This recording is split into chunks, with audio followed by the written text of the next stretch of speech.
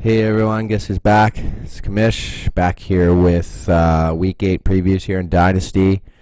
Everything's looking to heat up here. Let's just get right into it. So first matchup is myself sitting at 3 and 4, taking on the wife and Suze at 1 and 6.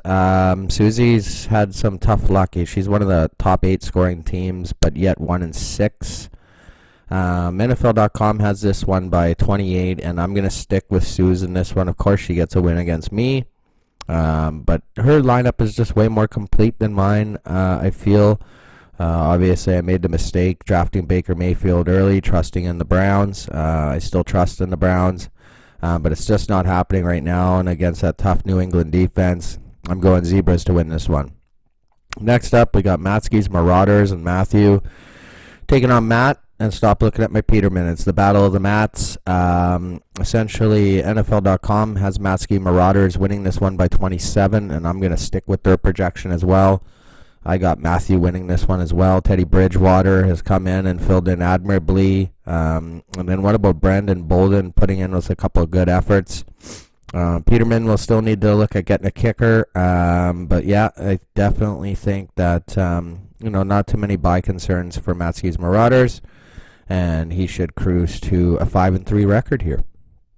Next up, we got it's Orange Crush and Cobra Kai, and Brian. 3 and 4 for Adrian, 2 and 5 for Brian. NFL.com only has Orange Crush winning this one by 11, and it's clear to see why. Obviously, with the loss of Patrick Mahomes, probably I'm gonna guess for 5 weeks.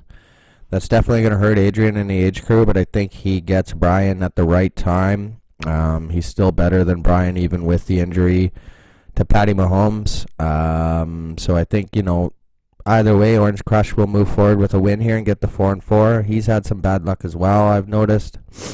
But Cobra Kai just isn't a good enough team to take on Orange Crush, I feel. And with Aaron Rodgers leading the charge Monday night against those Chiefs, Sunday night, I see Orange Crush winning this one. Next up, we got it's Likely Losers taking on Unnecessary Roughness. Two teams obviously battling hard this year.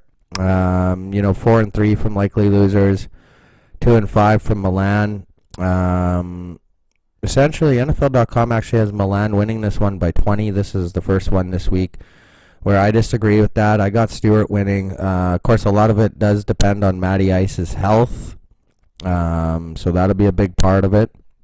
Melvin Gordon, he needs to rebound, obviously, and find ways to win. And then let's not forget about Mitch Trubisky, how much of a bum he's been. That's one where Likely Losers needs Trubisky to come through here. I think he does, and I think Likely Losers wins. Next up, a game that easily could have been Game of the Week is Vlad Jr. Crew versus Ninja Magic.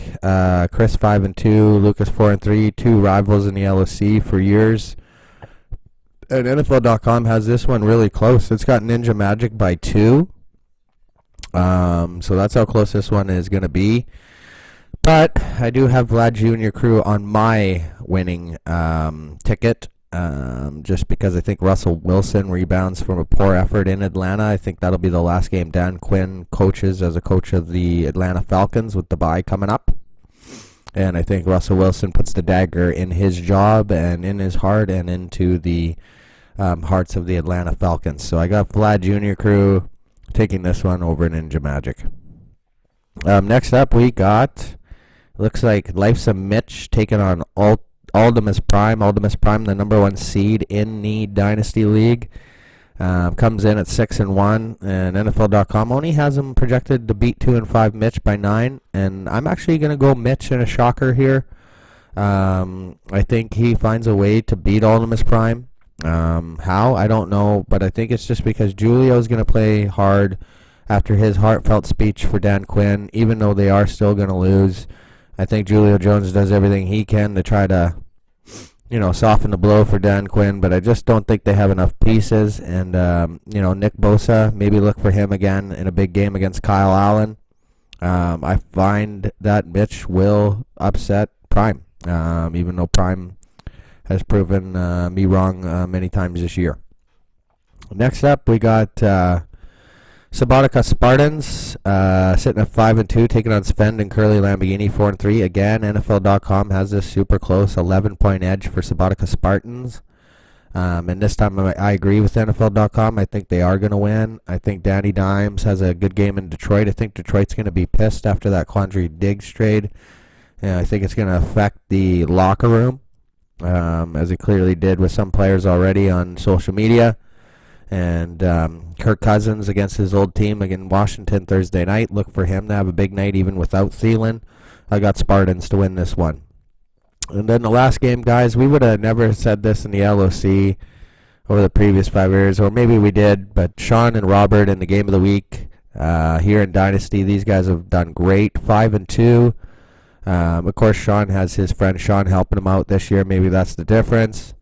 But 23-point edge right now, 33-point edge right now for NFL.com for Philly Miracle Men, which might make you question why I picked it as the game of the week. But again, these guys have a rich history in the LOC, and we've seen the NFL.com predictions are sometimes off. Tom Brady, of course, is playing the Cleveland Browns for the Illuminati, so that might play a role, obviously. Mohamed Sanu, obviously a New England Patriot now, might help the Illuminati in this one, but guess what? I don't think it's going to be enough. I think Philly Miracle Men with Kiki Kuti having a larger role with the injury to Will Fuller finds a way to beat the Illuminati and carry on this rich rivalry into Dynasty. Anyways, that's your Week 8 previews. I hope you guys are having a lot of fun with Dynasty. I am. It's super close. And really, anyone's still alive for the playoffs except for maybe Peterman and Zebras. But I hope you guys have a wonderful Week 8, and we'll see you for Week 9.